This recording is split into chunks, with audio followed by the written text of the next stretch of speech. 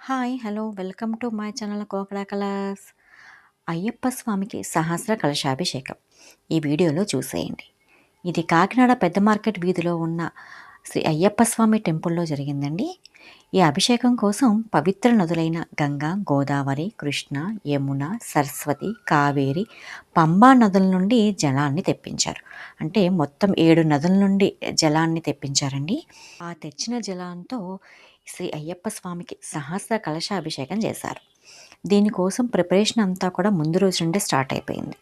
ఈ వేడుకలు నిర్వహించడానికి శబరిమలై దేవాలయం ప్రధాన పూజారి గారైన శ్రీ ఉన్నికృష్ణ సాంబుద్రి గారు వచ్చారండి. ఆయనతో పాటుగా కేరళ నుండి ఇంకా 7 బ్రాహ్మణులు వచ్చారండి. వీళ్ళంతా కూడా ఈ కార్యక్రమంని దిగ్విజయంగా నిర్వహించడం జరిగింది. టెంపుల్ అంటేనే మంచి పాజిటివ్ వైబ్రేషన్స్ ఉంటాయి కదా! ప్రొద్దున పూజకు కావాల్సినయన్నీ కూడా ఈ పంతులు గారులన్నీ దగ్గరుండి చూసుకున్నారండి. వీరికి ఏమేమి కావాలో మేమన్నీ కూడా అరేంజ్ చేయడం జరిగింది. ఏ కార్యక్రమమైనా ఫస్ట్ గణపతి పూజతో మొదలవుతుంది కదా! ఇక్కడ గణపతి హోమానికి డెకరేట్ చేస్తున్నారండి. అక్కడ చూడండి గణపతిని ముగ్గుతో ఎంత బాగా వేశారో. ఇంతమంది బ్రాహ్మణులు వారి మంత్రోచ్చారణలతో పూజలు చేస్తూ ఉంటే ఆ ప్రాంగణం అంతా కూడా పాజిటివ్ వైబ్స్‌తో నిండిపోయిందండి. మార్నింగ్ గణపతి హోమానికి కావాల్సినవన్నీ కూడా సిద్ధమైపోయిందండి. ఆ గణపతి హోమం చుట్టూ కూడా ఎంత బాగా డెకరేట్ చేశారో చూడండి. ఆ హోమం చుట్టూ కూడా కలర్స్‌తో బాగా డెకరేట్ చేశారు. తర్వాత ప్రొద్దునకి కావాల్సిన కలశాలన్నీ కూడా ఇలా రెడీ చేసుకున్నారండి. ఈ కలశాలన్నీ కూడా ఒక వరుసలో కాకుండా 24 మండపాలుగా వేసి, ఒక్కొక్క మండపంలో 40 చిన్న కలశాలు, ఒక పెద్ద కలశం కింద పెట్టారండి. ఆ కలశాలలో ఈ పవిత్ర గంగా జలాన్ని పోసి నింపారు. కలశాల కింద కూడా పసుపు, ముగ్గుతో ఒక సింబల్‌లాగా వేసి మండపం కింద తయారు చేసి అప్పుడు కలశాలను పెట్టడం జరిగిందండి. ఈ మధ్యలో కనిపిస్తుంది కదండీ! అక్కడ మనకి ఒక పీటలాగా వేసి దాని మీద ఒక గ్రీన్ క్లాత్ వేసి ఒక వెండి బిందెని పెట్టి దాంతో ఫస్ట్ కలశ పూజ అనేది చేశారు.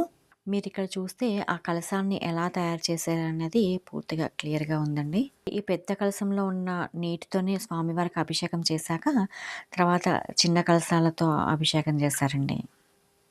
మనిషికి భగవంతునిపై భక్తి, విశ్వాసం ఉంటే సరిపోదు. ఆయన చెప్పినవి కూడా పాటించాలి. జాలి, దయ, క్షమ, విశ్వాసం, నిజాయితీ, సమానత్వంను కూడా అలవరుచుకోవాలి. ఇవన్నీ మనిషికి కావలసిన విలువలు. వాటిని పోగొట్టుకోకూడదు. వాటిని వదులుకొని మనం ఎన్ని పూజలు చేసినా వ్యర్థమే. ఎన్నో ప్రవచనాలు వింటాం. పురాణాలు చదువుతాం. దేవుడి గురించి అలవోకగా మాట్లాడతాం. నిష్టగా పూజలు చేస్తాం. ఎన్నో డిగ్రీలు చదువుతాం. కానీ తోటి మనిషిని గౌరవించం. డబ్బుతో మనిషికి విలువనిస్తున్నాం. మరి మనం నేర్చుకున్నది ఏమిటి అంటే స్వార్థం.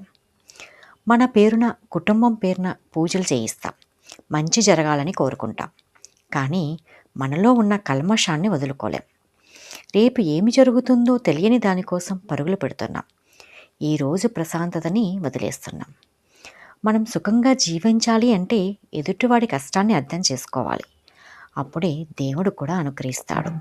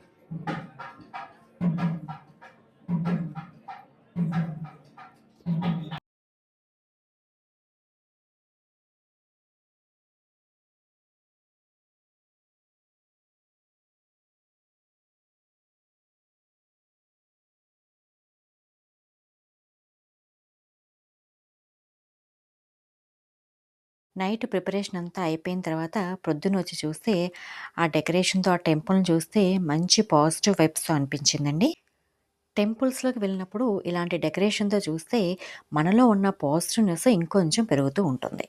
ఇలా చూస్తున్నప్పుడు మనకు తెలియకుండానే ఒక విధమైన ఆనందం మనలో కలుగుతూ ఉంటుంది. ఇంకా అక్కడ కాసేపు కూర్చోవాలి అనిపిస్తుంది. మన సంసారంలో ఉండే కష్ట సుఖాలను కాసేపు మర్చిపోయి ప్రశాంతంగా కూర్చుంటాం. ఇక్కడ ప్రొద్దున్నే గణపతి హోమం స్టార్ట్ అయిపోయిందండి. ఈ గణపతి హోమం మాత్రం ప్రొద్దున్న 6 గంటలకే స్టార్ట్ అయిపోయింది. సో, అందుకని చెప్పేసి భక్తులు తక్కువ మంది రావడం జరిగింది. ఈ గణపతి హోమం అయ్యి, కలశ పూజ అయ్యేసరికి అయ్యప్ప స్వాములు చాలామంది అయితే వచ్చి దర్శనం చేసుకున్నారండి. గణపతి హోమం అయిపోయిన తర్వాత, ఆ గణపతి హోమం యొక్క బొట్టుని ఆకులో పెట్టి, అక్కడొచ్చిన వారందరికీ కూడా పూజారి గారు ఇవ్వడం జరిగింది.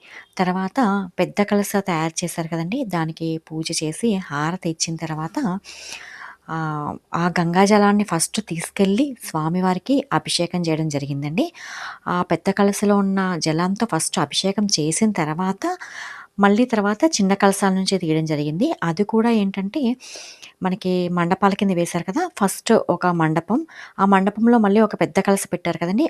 ఆ కలశలో వాటర్ తీసి స్వామివారికి అభిషేకం చేశాక, మళ్ళీ చిన్న కలశాలను తీశారనమాట. అలా ఒక మండపం అయిపోయిన తర్వాత ఇంకొక మండపం అనమాట అండి. కానీ ఆ మండపంలో ఉన్న కలశాలు కూడా మీకు తర్వాత యాడ్ చేశాను. చూస్తే మీకు అర్థమవుతుంది. ఒక సిస్టమేటిక్‌గా తీయడం జరిగింది. ఫస్ట్ మధ్యలో కలశాలు, తర్వాత కార్నర్‌లో కలశాలు, తర్వాత మిగిలిన కలశాలు అలాగా వాళ్ళకంటూ ఒక లెక్క ఉంటదనుకుంటానండి. సో, అలా తీసి అభిషేకం చేయడం జరిగిందండి. ఇలాంటి మహోత్సవాన్ని చూస్తున్నప్పుడు మన జ్ఞానేంద్రియాలైన కళ్ళు, ముక్కు, చెవులు, నాలుక స్పర్శ ద్వారా మన మనసుకి ప్రశాంతత చేకూరుతుంది. అది ఎలాగంటే టెంపుల్స్‌లోకి వెళ్ళగానే పూల డెకరేషన్ చూడగానే మన కళ్ళను ప్రేరేపిస్తుంది. అలాగే పూజ చేస్తున్నప్పుడు మంత్రోచ్చారణ శబ్దం వింటే చెవులను ప్రేరేపిస్తుంది. అక్కడ పూజలో వాడే సుగంధ ద్రవ్యాల పరిమళం ముక్కును ప్రేరేపిస్తుంది. అక్కడ ఇచ్చే తీర్థం మన నాలుకని ప్రేరేపిస్తుంది. పంతులు గారులు పెట్టే శతకోపం మన స్పర్శను ప్రేరేపిస్తుంది. ఇవన్నీ కూడా మనలో పాజిటివ్ వైబ్స్‌ని ఇంకా బాగా పెంచుతాయండి.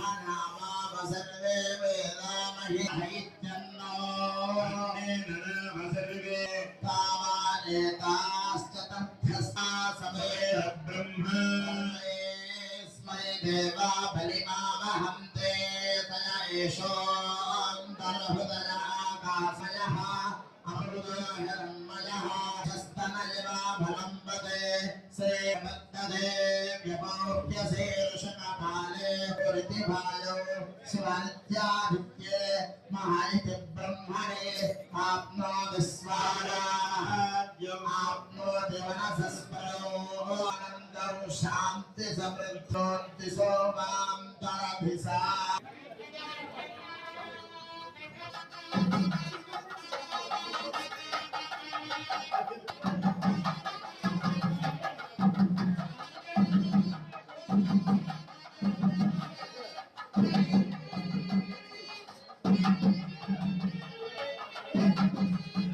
ఇలా స్వామివారికి సహస్ర కలశాభిషేకం చేసిన తర్వాత అక్కడికొచ్చిన భక్తులందరికీ కూడా అభిషేకం చేసిన జలాన్ని, అలాగే స్వామివారి విభూదిని అందరికీ ఇవ్వడం జరిగిందండి.